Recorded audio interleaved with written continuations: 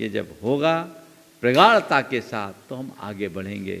इसलिए आज पुण्य के योग स्वरूप सारी अनुकूलताएं तुम्हें मिली है, तो पुण्य के लिए पुण्य उपार्जित करते रहना चाहिए। तो पुण्य चाहना, पुण्य करना, दो हो गई। करने की बात तो पूरी कर दी, पुण्य भोगना, भोगना मत। जितना तुम पुण्य को भोगोगे उतना पाप करोगे।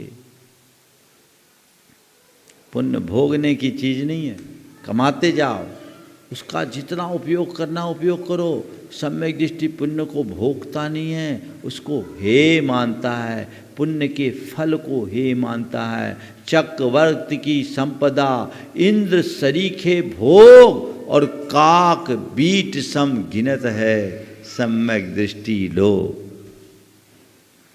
ये सब ही है, जड़ है, नश्वर है, आज है कल रहे न रहे, कोई भरोसा नहीं। इसलिए न तो पुण्य के फल का अभिमान करना, न उसमें आसक्ति रखना, क्योंकि कब पुण्य पाप में परिवर्तित हो जाए कहा नहीं जा सकता। और आसक्ति अभिमान खुद में पाप है। यदि मैं उनका भोग करूंगा मेरी आसक्ति बढ़ेगी, मैं उनका भोग करूंगा मेरा अभिमान बढ़ेगा, और मेरे मन में पलने वाली आसक्ति, मेरे मन में पलने वाला ये अभिमान पाप है, पाप का बीज है, मेरी चेतना को विकृत करने वाला है, मेरे जीवन को कलंकित करने वाला है, मेरी आत्मा को पतित करने वाला है। इसलिए मुझे इनसे बचना है।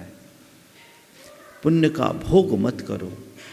पुण्य का भोग धर्म नहीं, पुण्य का त्याग धर्म है। जितना बने पुण्य के त्याग के प्रति रुचि जगाओ, पुण्य के फल का त्याग करो। पुण्य के फल का त्याग करने में उदारता आती है, और पुण्य के फल के त्याग में अनासक्ति का भाव आता है।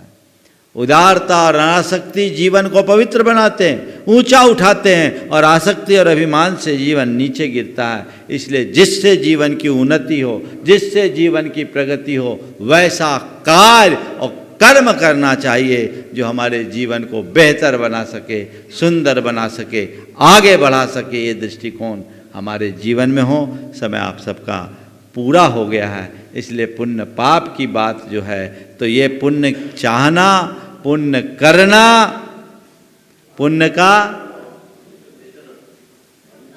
को भोगना और पुण्य को त्यागना में भोगना नहीं है।